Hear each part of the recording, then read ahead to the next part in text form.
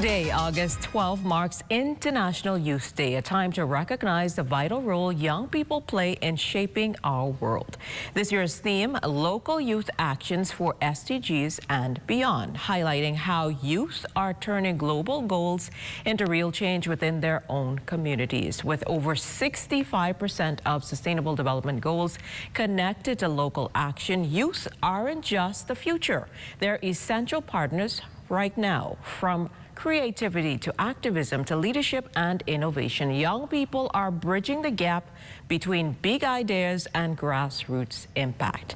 Today, we're joined by local youth ambassadors Dellon and Lashante Sampson to hear how they're making a difference and how they're helping to build stronger, more sustainable communities from the ground up. This year's theme focuses on local youth action for the SDGs in your own words. Tell us, what does that mean to you? And welcome to What's Trending. I was so excited to jump in.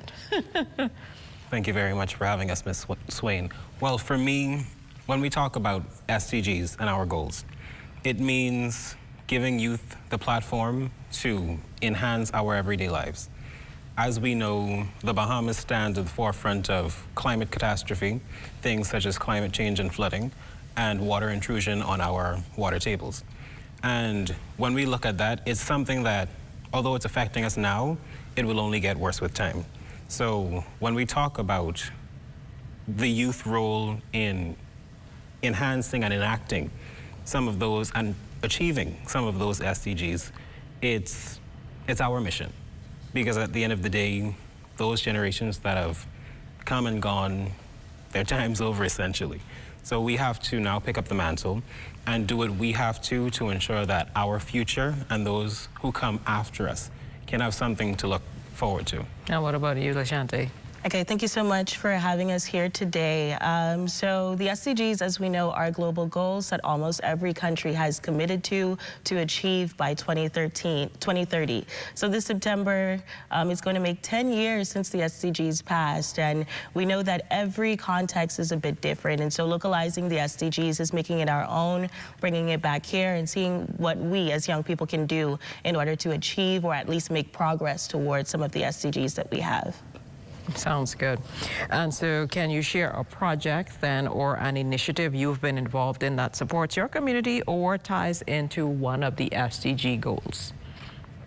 Well, for me, I'm a high school youth ambassador. And this last semester, I was also a student of Aquinas College. And one thing that I did that I started about 6 years ago was our move towards becoming an eco-school. And what that means is we are an internationally accredited school with being environmentally conscious, friendly, and putting forth initiatives that our students can utilize to grow as it relates to environmentalism. And 6 years ago, when I came to the school in the 7th grade, I began doing things such as can drives, recycling, and over time, it became a school-wide initiative. And later it trickled on into our primary schools in the Catholic Board of Education. And in May of 2025, we received our green flag. And although it wasn't one straight road, although we had to pivot a few times to get to where we wanted to be, it came to fruition over time, which is a very great thing. And why it's great is because it gives students the onus. It allows us to know that this is our fight and we can do anything, no matter how small or great, to impact our small community. And with 500 students, I think that's a lot of impact. Definitely. Each one of them taking something small away from it. So, Lashante, let me ask you then, why is it important for young people to be a part of the local decision-making processes? Have you seen examples where youth voices really do make a difference?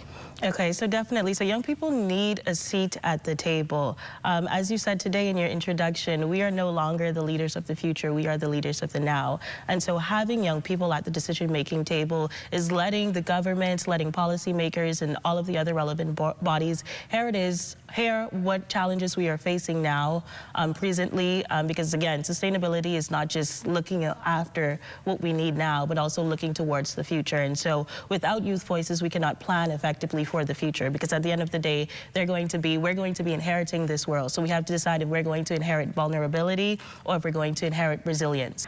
What would you say are some of the biggest challenges that you think young people face when they are trying to create change at a local level, and how do they overcome those?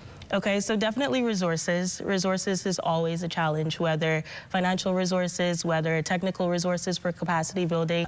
Some of us, we had the opportunity to go abroad to school.